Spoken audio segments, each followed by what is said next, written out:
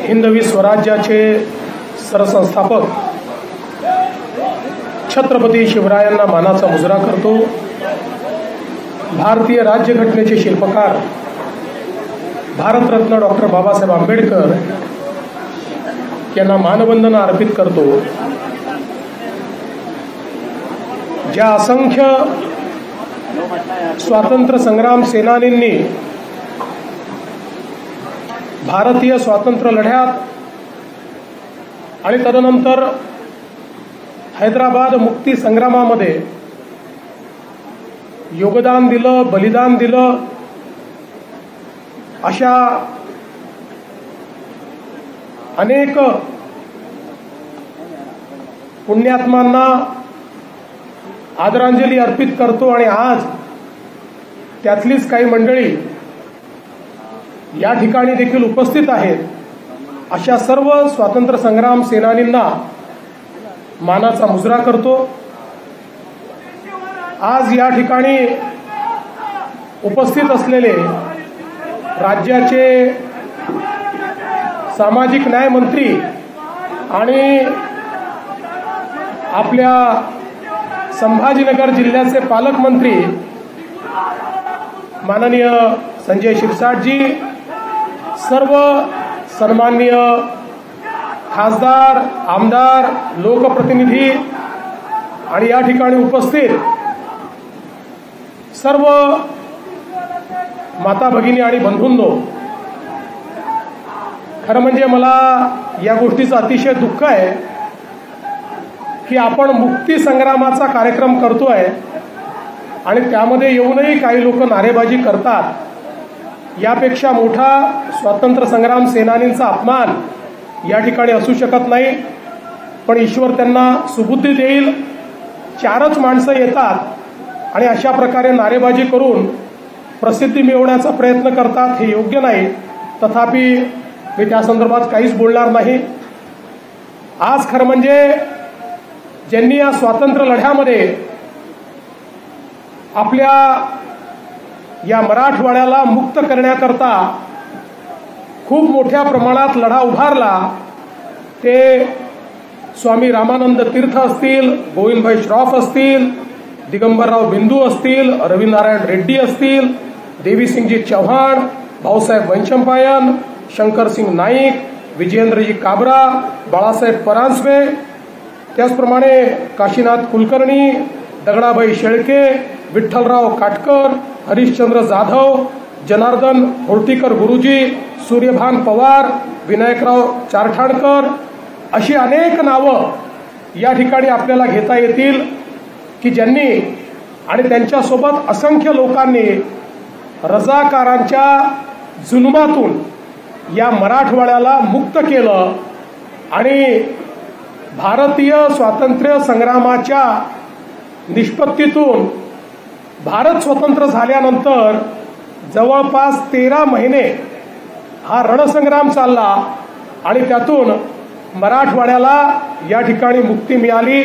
आणि म्हणूनच हा दिवस केवळ मराठवाड्याच्या मुक्तीचा दिवस नाही आहे, तर एक संघ भारत निर्मितीचा दिवस म्हणून देखील या दिवसाकडे आपण पाहू शकतो।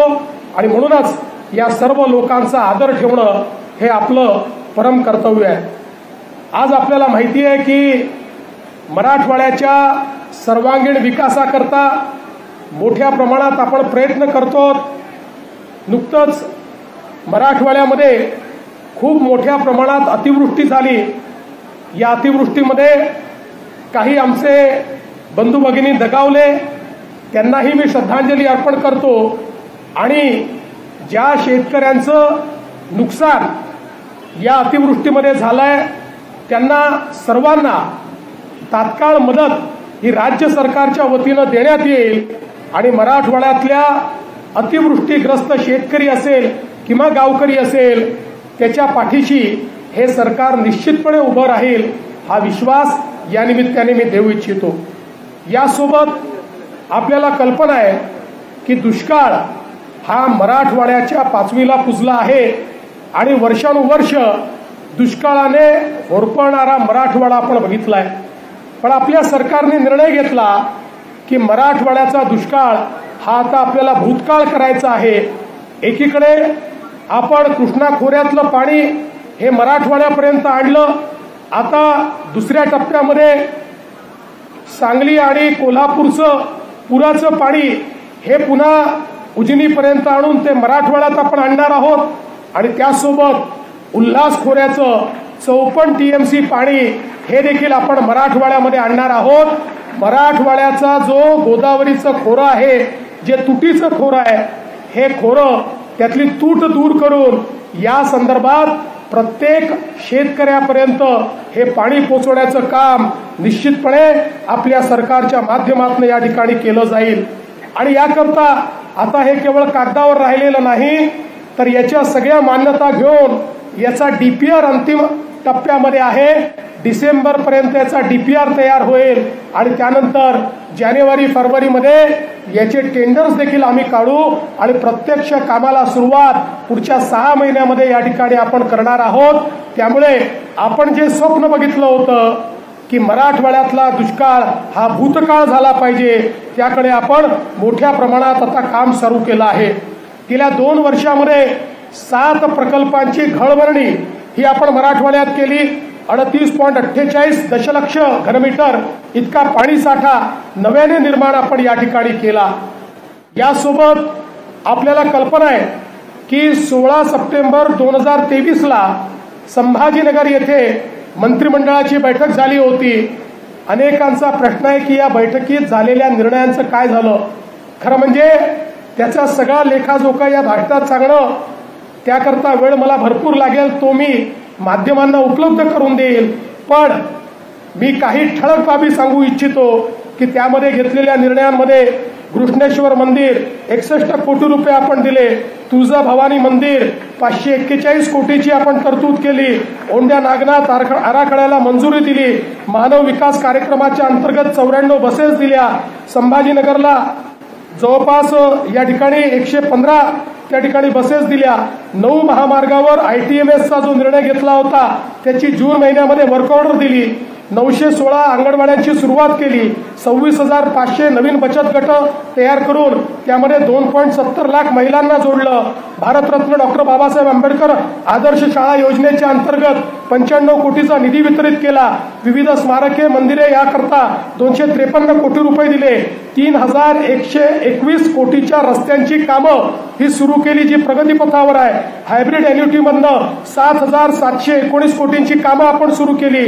बीड जिल्हा परिषद 70% आपण त्या ठिकाणी इमारतीचं काम पूर्ण केलं, जवळपास 4 लाख सिंचन विहिरीपैकी 30,000 पूर्ण केल्या आणि 1.14 लाख एवढ्या सिंचन विहिरीची कामं आपण सुरू केली। खरं म्हणजे इतकी कामं आहेत, ही सगळी कामं जर मी सांगू लागलो तर यात भरपूर वेळ जाईल, पण मी एवढंच सांगतो, आम्ही घेतलेली या ठिकाणची जी काही मंत्रिमंडळाची बैठक होती ही केवळ एक औपचारिकता नव्हती, तर त्यात घेतलेल्या एकेका निर्णयावर कारवाई करण्याचं काम हे या ठिकाणी आपल्या सरकारच्या माध्यमातून चाललेलं आहे। छत्रपती संभाजीनगर सारखा आमचं जे शहर आहे, या शहराच्या पिण्याच्या पाण्याकरता त्या ठिकाणी 2700 कोटी रुपयाची योजना आपल्या सरकारने मंजूर केली आणि महानगरपालिकेचा 800 कोटीचा हिस्सा देखील आपण या ठिकाणी भरण्याचा निर्णय घेतला आणि आपल्याला माहिती आहे आता अंतिम टप्प्यामध्ये त्याचं देखील काम आहे। मी गेले अनेक वर्ष सांगत होतो की महाराष्ट्राच्या औद्योगिकरणाचा पुढचा टप्पा आणि पुढचं मॅग्नेट हे छत्रपती संभाजीनगर आणि जालना आणि त्यासोबत DMICचा कॉरिडॉर होणार आहे। आज ते आपल्याला सत्य होताना दिसत आहे। समृद्धी महामार्गामुळे आणि या ठिकाणी DMICमुळे आज सर्व गुंतवणूकदारांचं अतिशय महत्वाचं स्थान, ज्याला आपण फेवरेट स्थान म्हणू शकतो, की आता छत्रपती संभाजीनगर झालेलं आहे। हुंडईची या ठिकाणी आलेली गुंतवणूक हे दर्शवते की वेगळ्या राज्यात असलेले देखील मोठे मोठे उद्योग ते राज्य सोडून आपल्या छत्रपती संभाजीनगरला या ठिकाणी प्रिफरन्स देतात आणि आपल्याला खऱ्या अर्थानं गेल्या काही वर्षांमध्ये झालेली इन्व्हेस्टमेंट बघितली तर आता छत्रपती संभाजीनगर हे इलेक्ट्रिक व्हेकलचं EVचं देशाचं कॅपिटल बनत आहे, देशाची राजधानी बनते आहे, हे देखील मला या ठिकाणी सांगताना आनंद होतोय। आज अनेक मोठ्या प्रमाणात आपण गुंतवणुकी या ठिकाणी आणल्या आणि या गुंतवणुकीच्या माध्यमातून रोजगाराची निर्मिती ही मोठ्या प्रमाणात आपण करतोय। आणि केवळ संभाजीनगरच नाही तर यासोबत लातूरची कोच फॅक्टरी आता अंतिम टप्प्यामध्ये आहे, ती सुरू होते। जवळपास 14,000 लोकांना त्या ठिकाणी रोजगार मिळणार आहे। आजच संभाजीनगरच नाही तर जसं मी सांगितलं मराठवाड्याच्या इतर भागात जे आपलं काम चाललेलं आहे, आता या कार्यक्रमानंतर आम्ही बीडला जाणार आहोत आणि बीडमध्ये वर्षानुवर्षाचं मराठवाड्याचं स्वप्न, या ठिकाणी बीड पर्यंत रेल्वे धावली पाहिजे, अहिल्यानगर पासून बीड पर्यंतची रेल्वे, याचं आज प्रत्यक्षात स्वप्न हे पूर्ण करण्याचं काम आपल्या शासनाच्या माध्यमातून या ठिकाणी होत आहे। आणि म्हणून मी या निमित्ताने आपल्याला एवढंच सांगतो, देशाचे प्रधानमंत्री माननीय नरेंद्र मोदीजी यांच्या नेतृत्वामध्ये महायुतीचं सरकार, मी स्वतः असेल, एकनाथरावजी शिंदे, अजितदादा पवार असतील, आमचं सगळं मंत्रिमंडळ असेल, मराठवाड्याच्या हिताकरता आणि मराठवाड्याच्या प्रगतीकरता आम्ही काम करत राहू। आणि हे करत असताना आपल्या सगळ्यांचा आशीर्वाद आणि आपल्या सगळ्यांच्या सूचना या आमच्याकरता अत्यंत मोलाच्या ठरतील। मी आज या निमित्ताने पुन्हा एकदा या ठिकाणी उपस्थित असलेल्या स्वातंत्र्य संग्राम सेनानींचं अभिवादन करतो, हुतात्म्यांना श्रद्धांजली देतो। मराठवाडा मुक्ती दिनाच्या आपल्या सर्वांना मनापासून या ठिकाणी शुभेच्छा देत माझं बोलणं संपवतो। धन्यवाद। जय हिंद, जय महाराष्ट्र, जय मराठवाडा।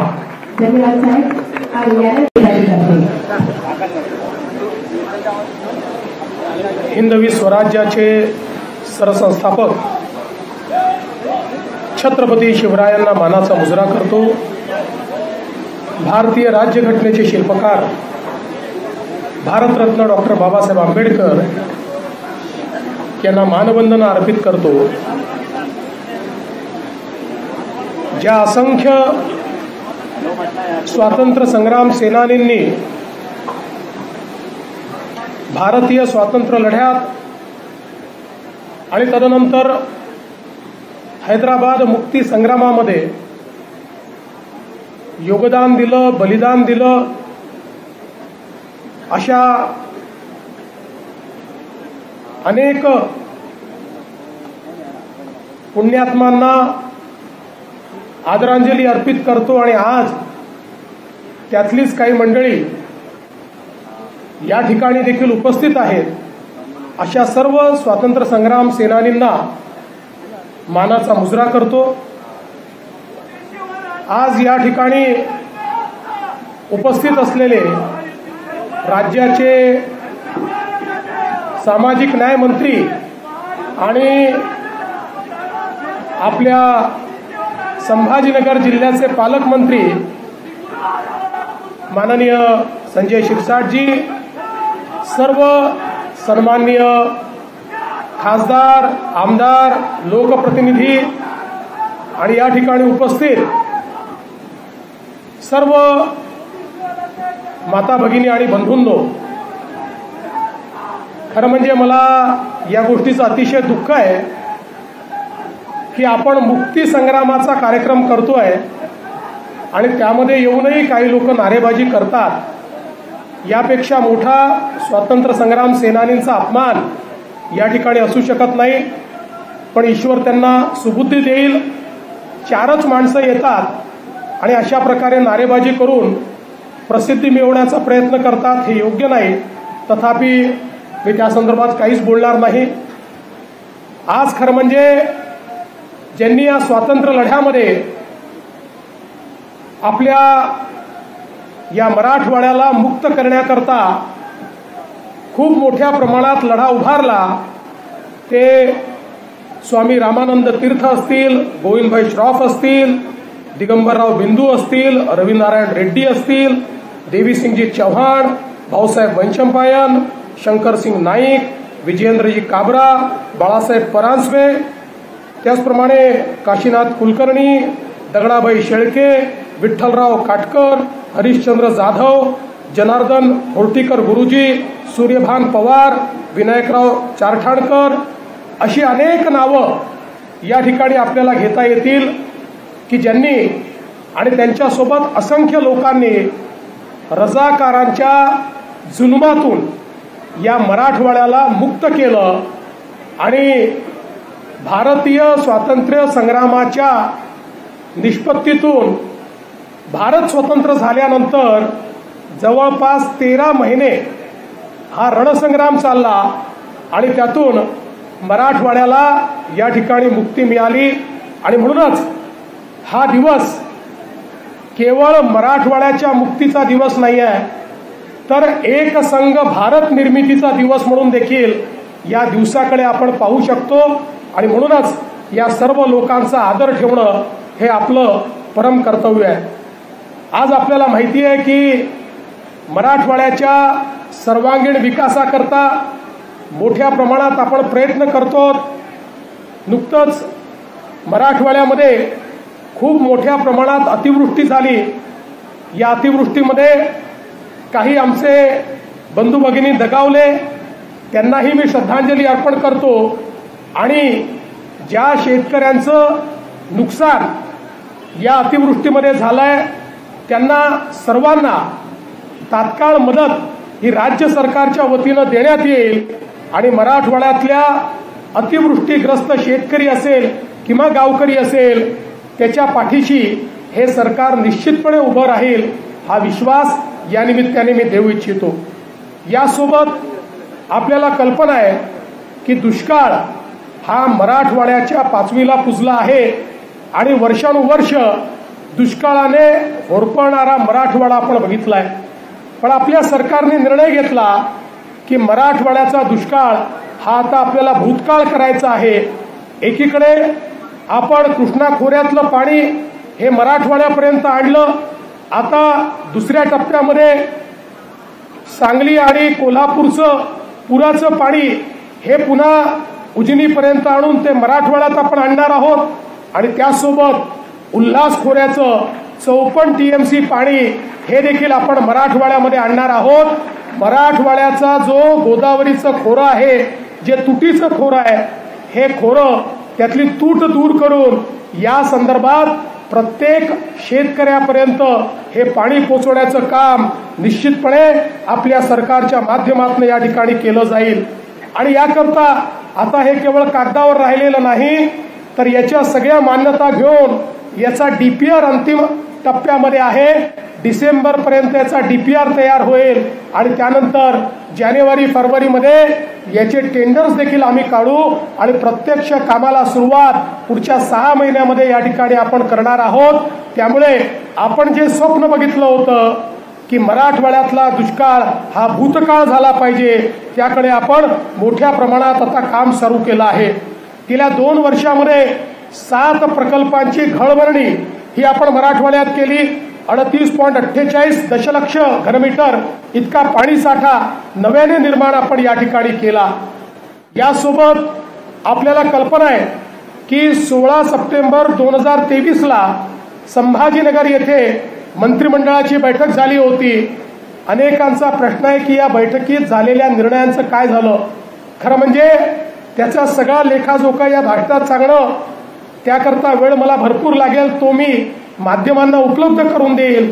पण मी काही ठळक बाबी सांगू इच्छितो की त्यामध्ये घेतलेल्या निर्णयांमध्ये कृष्णेश्वर मंदिर 61 कोटी रुपये आपण दिले, तुळजा भवानी मंदिर 541 कोटीची आपण तरतूद केली, औंढ्या नागनाथ आराखड्याला मंजुरी दिली, मानव विकास कार्यक्रमाच्या अंतर्गत 94 बसेस दिल्या, संभाजीनगरला जवळपास या ठिकाणी 115 त्या ठिकाणी बसेस दिल्या, 9 महामार्गावर ITMSचा जो निर्णय घेतला होता त्याची जून महिन्यामध्ये वर्क ऑर्डर दिली, 916 अंगणवाड्यांची सुरुवात केली, 26,500 नवीन बचत गट तयार करून त्यामध्ये 2.70 लाख महिलांना जोडलं, भारतरत्न डॉक्टर बाबासाहेब आंबेडकर आदर्श शाळा योजनेच्या अंतर्गत 95 कोटीचा निधी वितरित केला, विविध स्मारके मंदिरे याकरता 253 कोटी रुपये दिले, 3121 कोटीच्या रस्त्यांची कामं ही सुरू केली जी प्रगतीपथावर आहे, हायब्रिड एन्युटी मधनं 7,719 कोटींची कामं आपण सुरू केली,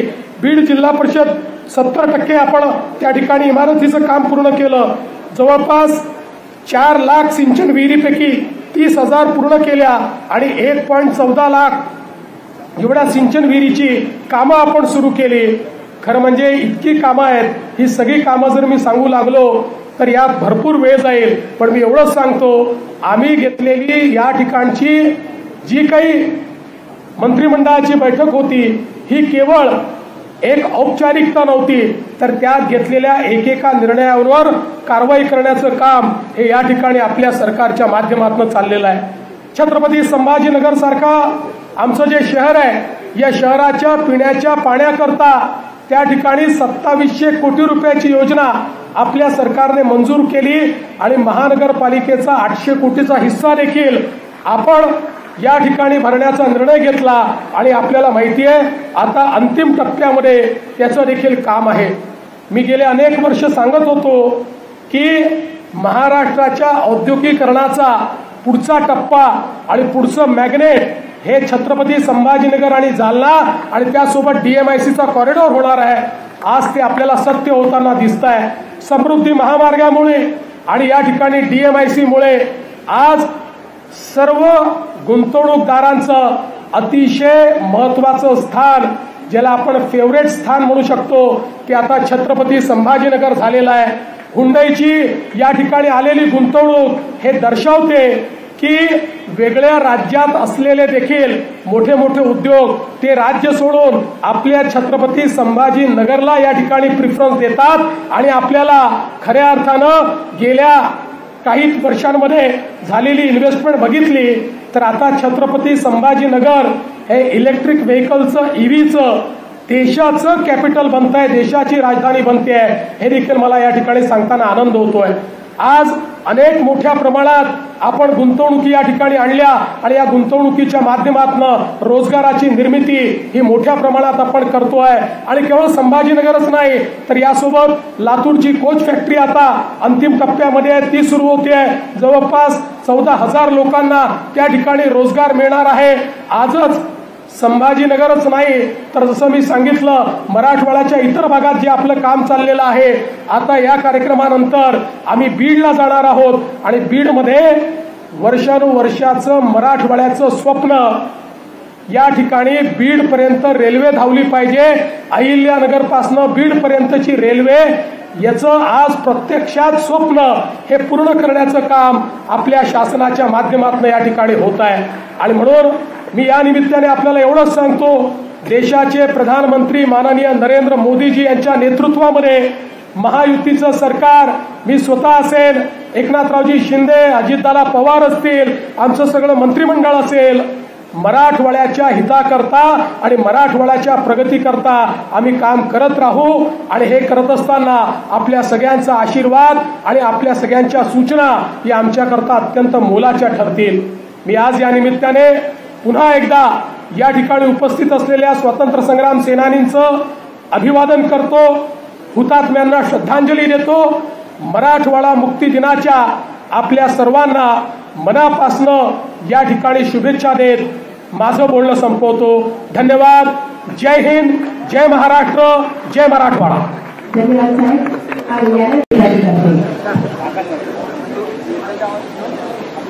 हिंदवी स्वराज्याचे सरसंस्थापक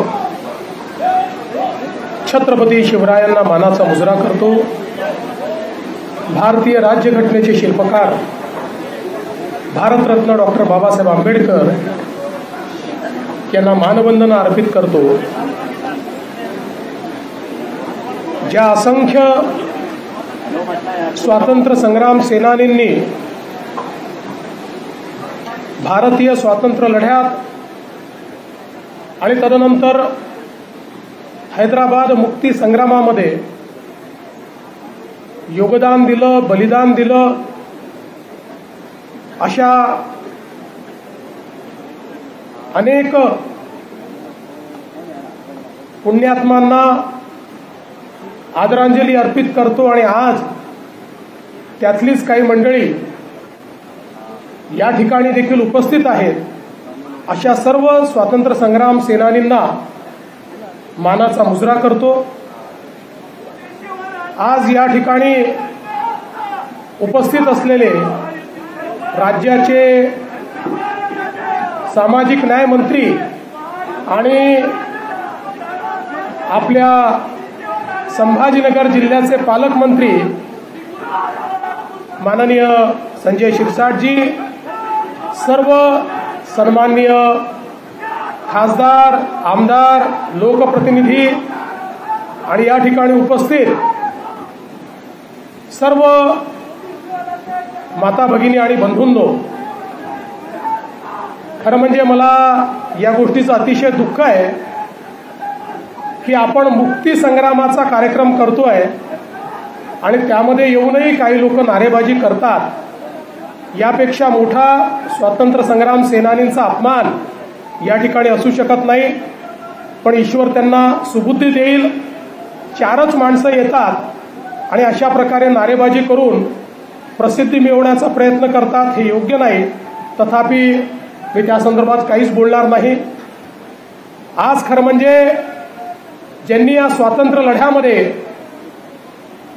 आपल्या या मराठवाड्याला मुक्त करण्याकरता खूप मोठ्या प्रमाणात लढा उभारला, ते स्वामी रामानंद तीर्थ असतील, गोविंदभाई श्रॉफ असतील, दिगंबरराव बिंदू असतील, रविनारायण रेड्डी असतील, देवीसिंगजी चव्हाण, भाऊसाहेब वंशंपायन, शंकरसिंग नाईक, विजयेंद्रजी काबरा, बाळासाहेब परांजपे, त्याचप्रमाणे काशीनाथ कुलकर्णी, दगडाबाई शेळके, विठ्ठलराव काटकर, हरिश्चंद्र जाधव, जनार्दन होर्टीकर गुरुजी, सूर्यभान पवार, विनायकराव चारठाणकर, अशी अनेक नावं या ठिकाणी आपल्याला घेता येतील की ज्यांनी आणि त्यांच्यासोबत असंख्य लोकांनी रजाकारांच्या जुलमातून या मराठवाड्याला मुक्त केलं आणि भारतीय स्वातंत्र्य संग्रामाच्या निष्पत्तीतून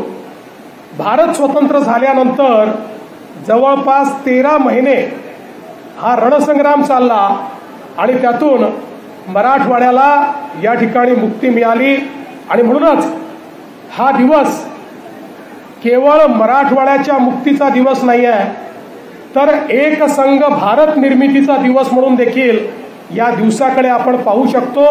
आणि म्हणूनच या सर्व लोकांचा आदर ठेवणं हे आपलं परम कर्तव्य आहे.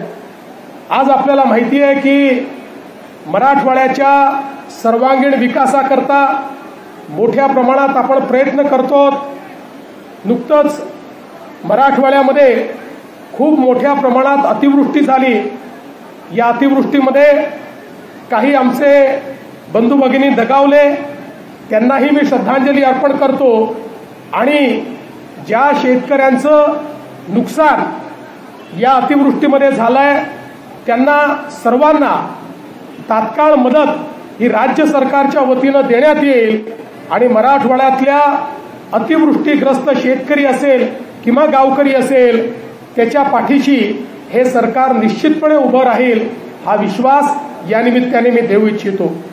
यासोबत आपल्याला कल्पना आहे की दुष्काळ हा मराठवाड्याच्या 5वीला पुजला आहे आणि वर्षानुवर्ष दुष्काळाने होरपळणारा मराठवाडा आपण बघितलाय. पण आपल्या सरकारने निर्णय घेतला की मराठवाड्याचा दुष्काळ हा आता आपल्याला भूतकाळ करायचा आहे.